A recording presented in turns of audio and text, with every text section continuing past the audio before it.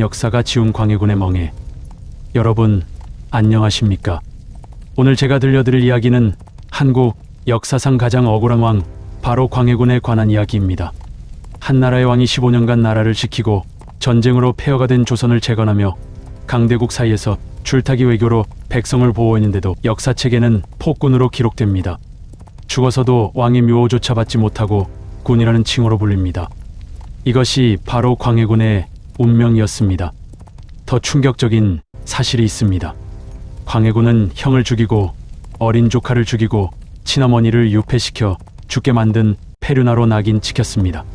하지만 400년이 지난 지금 우리는 그가 조선을 구한 영웅이었다는 것을 알게 되었습니다. 왜 이런 일이 벌어진 걸까요? 1623년 3월 인조반정이 일어나던 그날 밤 창덕궁은 피로 물들었습니다. 광해군은 급히 도망쳤고 그를 따르던 신하들은 모두 처형당했습니다. 그리고 새로운 왕 인조는 광해군을 폐위시키며 이렇게 선언합니다. 폐륜을 저지른 자는 왕이 될 수 없다. 하지만 진실은 달랐습니다. 저는 오늘 여러분께 광해군의 사실 이야기를 가감없이 들려드리겠습니다. 그가 어떤 시대를 살았는지, 그의 가족은 어떤 운명이었는지, 그리고 왜 그가 역사에서 가장 억울한 왕이 되었는지 말입니다. 광해군의 본명은 이온입니다. 1575년 선조의 둘째 아들로 태어났습니다. 여기서 주목하셔야 할 점이 있습니다. 둘째 아들이라는 것입니다. 조선시대에는 적장자, 즉 정실부인의 첫째 아들이 왕위를 계승하는 것이 원칙이었습니다. 하지만 광해군의 어머니 공빈 김씨는 후궁이었습니다. 그러니까 광해군은 태어날 때부터 왕이 될 운명이 아니었던 것입니다. 그런데 운명의 장난이 시작됩니다. 1592년 광해군이 17세 되던 해 임진왜란이 터집니다. 일본군 15만 명이 조선을 침략했습니다. 선조는 서울을 버리고 북쪽으로 도망갔습니다. 백성들은 궁궐에 불을 지르며 분노했습니다. 이 혼란 속에서 선조는 중대한 결정을 내립니다. 1592년 4월 30일 평양에서 광해군을 세자로 책봉한 것입니다. 왜 하필 광해군이었을까요? 형인 임해군이 있었지만 임해군은 성품이 난폭하고 백성들의 신망이 없었습니다. 세자가 된 광해군에게는 중대한 임무가 주어졌습니다. 분조를 이끌라는 것이었습니다. 분조란 왕이 피난가 있을 때 왕세자가 별도로 조정을 구성해 전쟁을 수행하는 조직입니다. 이제 겨우 17세 소년이 전쟁터를 누비며 의병을 모으고 군량미를 조달하고 지방 관리들을 독려해야 했습니다. 현대로 치면 고등학생이 국방장관, 총리 역할을 동시에 해야 했던 것입니다.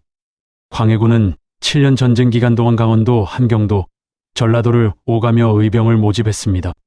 직접 백성들을 만나고 그들의 고통을 보았습니다. 굶주림에 죽어가는 아이들, 일본군에게 가족을 잃은 부모들, 불타버린 집터에서 울부짖는 노인들.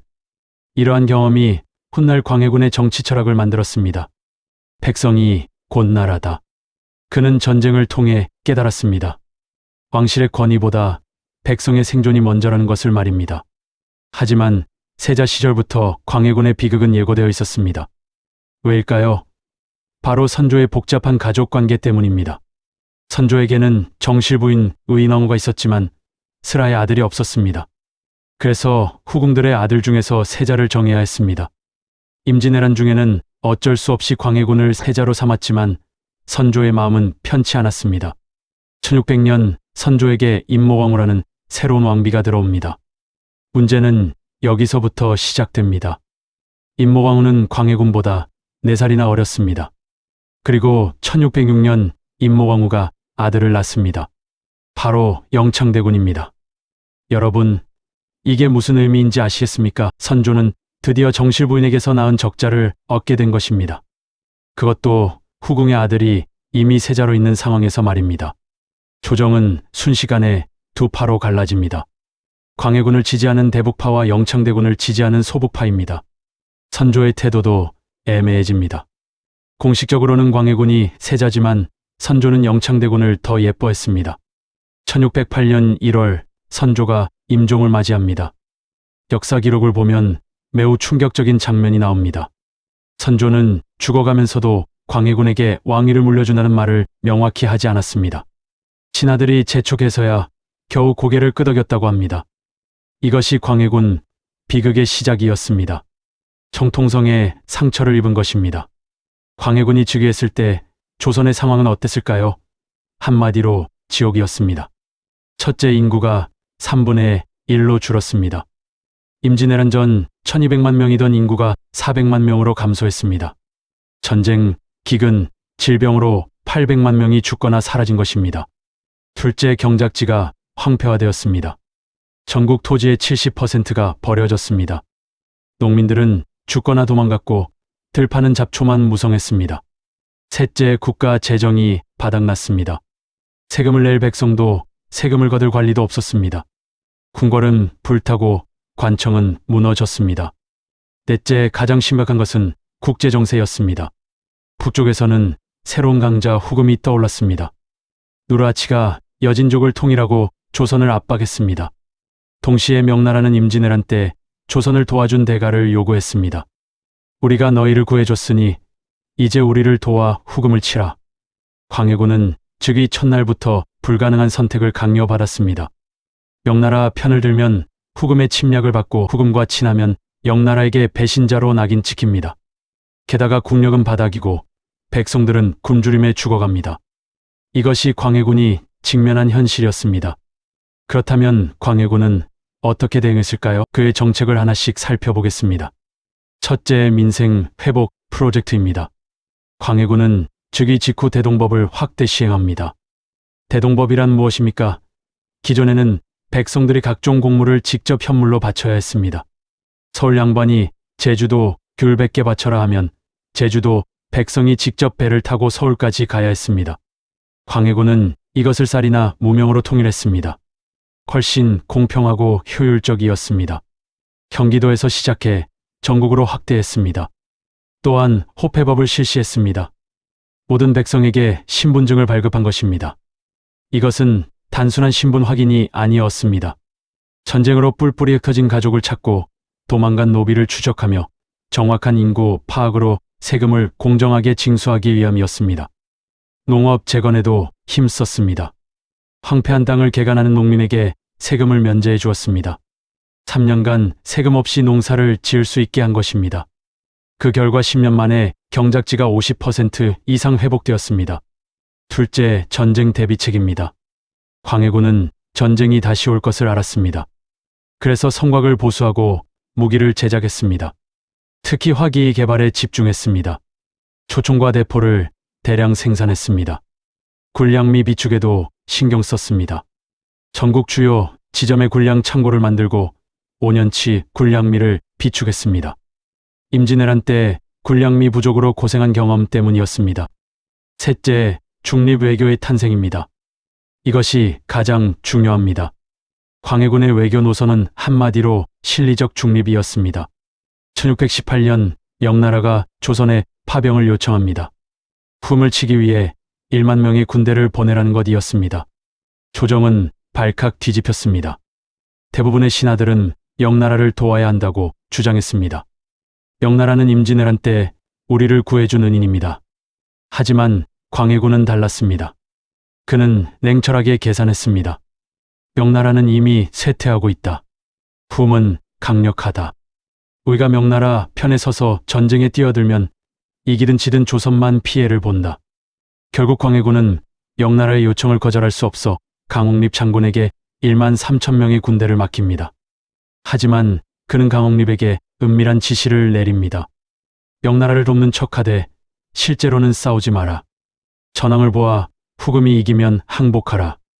1619년 3월 사르후 전투가 벌어집니다. 명나라 연합군 47만 명과 후금군 6만 명이 충돌합니다. 결과는 영나라의 참패였습니다. 기대 강홍립은 광해군의 지시대로 움직였습니다.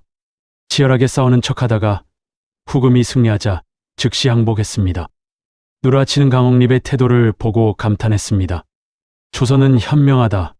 그래서 조선군 포로들을 모두 돌려보냈습니다. 전쟁 포로를 무사히 귀환시킨 것입니다. 이것이 광해군의 외교술이었습니다. 명분보다 실리를, 의리보다 생존을 선택한 것입니다. 당시 유교 사상으로는 배신이고 치욕이었지만 결과적으로 조선과 백성을 지킨 선택이었습니다. 넷째, 문화복구 사업입니다. 광해군은 불타버린 문화유산을 복구했습니다. 경복궁 중건을 시작했습니다. 하지만 이것이 나중에 그의 발목을 잡습니다. 전쟁으로 피폐한 백성들에게 궁궐공사는 과도한 부담이었기 때문입니다. 하지만 동시에 의미 있는 일도 했습니다. 동의보감을 완성해 출판했습니다. 허준이 편찬한 이 요약서는 임진왜란 전에 시작되었지만 전쟁으로 중단되었습니다. 광해군은 이를 완성시켜 백성들의 건강을 돌보고자 했습니다. 또한 조선왕조실록 중 불타버린 부분을 복구했습니다. 전국에 흩어진 기록을 모으고 사관들의 기억을 모아 역사를 복원했습니다. 다섯째, 가족 관계의 비극입니다. 광해군의 가장 큰 문제는 왕실 내부에서 터졌습니다. 1613년 김직재의 옥사가 발생합니다. 김직재는 임목대비의 아버지인 김제남의 친척이었습니다. 그가 영창대군을 왕으로 추대하려 한다는 역모 혐의로 고발된 것입니다. 광해군은 이 사건을 처리하는 과정에서 치명적인 실수를 범합니다. 대북파 신하들의 압박에 못 이겨 어린 이복 동생 영창대군을 죽이는 것을 허락한 것입니다. 1614년 영창대군은 겨우 8살의 나이에 강화도 교동도로 유배됩니다. 그리고 그곳에서 의문의 죽음을 맞이합니다. 공식 기록은 병사이지만 실제로는 뜨거운 온돌방에 가둬져 열병으로 죽었다는 설이 유력합니다. 1618년 광해군은 더 큰 실수를 범합니다. 계모인 임목대비를 폐위시키고 서궁에 유폐시킨 것입니다. 명분은 대비가 자신을 저주했다는 것이었지만 실제로는 임목대비가 계속해서 광해군의 정통성을 부정했기 때문이었습니다. 유교 국가 조선에서 어머니를 유폐시킨다는 것은 상상할 수 없는 폐륜이었습니다. 설령 계모라 할지라도 말입니다. 우리는 여기서 질문해야 합니다. 광해군이 정말 잔인한 폭군이었을까요? 아니면 정치적 생존을 위해 어쩔 수 없었던 것일까요? 역사 기록을 보면 광해군은 이 결정을 내리는데 매우 고뇌했다고 합니다. 대북파 신하들이 계속 압박했고 광해군은 거부했지만 결국 굴복하고 맙니다. 광해군의 정책들은 어떤 결과를 가져왔을까요? 먼저 긍정적인 면을 봅시다. 광해군 제15년 동안 조선 경제는 눈부시게 회복되었습니다. 1608년 즉 이 당시 황폐했던 농토의 절반 이상이 경작지로 돌아왔습니다. 인구도 400만에서 600만으로 증가했습니다. 세수도 안정되었습니다. 대동법박분의 세금 징수가 효율적이 되었고 백성들의 부담도 줄어들었습니다. 국가 재정이 흑자로 돌아선 것입니다. 특히 주목할 만한 것은 무역의 발달입니다. 광해군은 일본과의 무역을 재개했습니다. 임진왜란의 원수 일본과 거래한다고 비판받았지만 실리를 택했습니다. 그 결과 은이 대량으로 유입되었고 조선 경제가 활성화되었습니다. 광해군의 중립 외교는 놀라운 성과를 냈습니다. 1619년 사르후 전투 이후 명나라는 급속히 쇠퇴했습니다. 만약 광해군이 명나라를 전폭적으로 지원했다면 조선은 후금의 침략을 받았을 것입니다. 하지만 광해군의 애매한 태도 덕분에 후금은 조선을 공격하지 않았습니다. 동시에 명나라에게도 최소한의 의리는 지켰습니다. 군대를 보내기는 했으니까요. 물론 명나라는 조선이 제대로 싸우지 않았다고 불만이었지만 공식적으로는 배신은 아니었습니다. 결과적으로 광해군은 10년 넘게 평화를 유지했습니다. 명나라와 후금 사이에서 줄타기를 하며 조선을 전쟁에 참화해서 지켜낸 것입니다. 역사학자들은 이를 17세기 동아시아 최고의 외교 전략이라고 평가합니다. 작소국이 강대국 사이에서 살아남는 모범 사례라는 것입니다. 동의보감은 출판 즉시 베스트셀러가 되었습니다. 한글 해설이 포함되어 일반 백성들도 읽을 수 있었습니다. 이 책은 중국과 일본에까지 전파되어 동아시아 의학 발전에 크게 기여했습니다. 2009년 유네스코 세계기록유산으로 등재될 만큼 가치를 인정받았습니다. 또한 광해군 시대에는 시학의 싹이 트기 시작했습니다. 전쟁을 겪으며 성리학의 공허한 명분보다 실용적 학문이 필요하다는 인식이 퍼졌습니다. 이것이 후대 실학 발전의 토대가 되었습니다. 그러나 광해군의 치명적인 약점이 있었습니다. 바로 정치적 기반이 취약했다는 것입니다. 첫째, 정통성 문제였습니다. 후궁의 아들이라는 출신 자체가 약점이었고 영창대군과 임목대비 문제는 이를 더욱 악화시켰습니다. 둘째, 당파 편중이었습니다. 광해군은 대북파에 지나치게 의존했습니다. 이첨, 정용 같은 대북파 강경파들이 정권을 독점하면서 서인, 남인들은 완전히 배제되었습니다. 서인들은 특히 불만이 컸습니다. 왜냐하면 임진왜란 때 의병을 일으키고 나라를 구한 것은 서인 출신들이 많았기 때문입니다. 주성룡, 이양보 같은 명재상들이 서인이었습니다.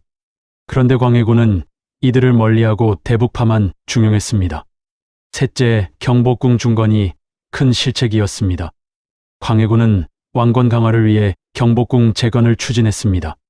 하지만 그 규모가 너무 컸습니다. 기록을 보면 경복궁 공사에 매일 3만 명이 동원되었습니다. 전국에서 인부들이 강제로 동원되었고 목재를 구하기 위해 산이 벌거숭이가 되었습니다. 공사 비용을 대기 위해 세금이 올랐습니다. 백성들은 불만이 쌓였습니다. 전쟁으로 집도 없이 하는데 왕은 거대한 궁궐을 짓고 있다. 이것은 광해군의 이미지를 크게 손상시켰습니다. 넷째, 대북파의 독성과 부패였습니다.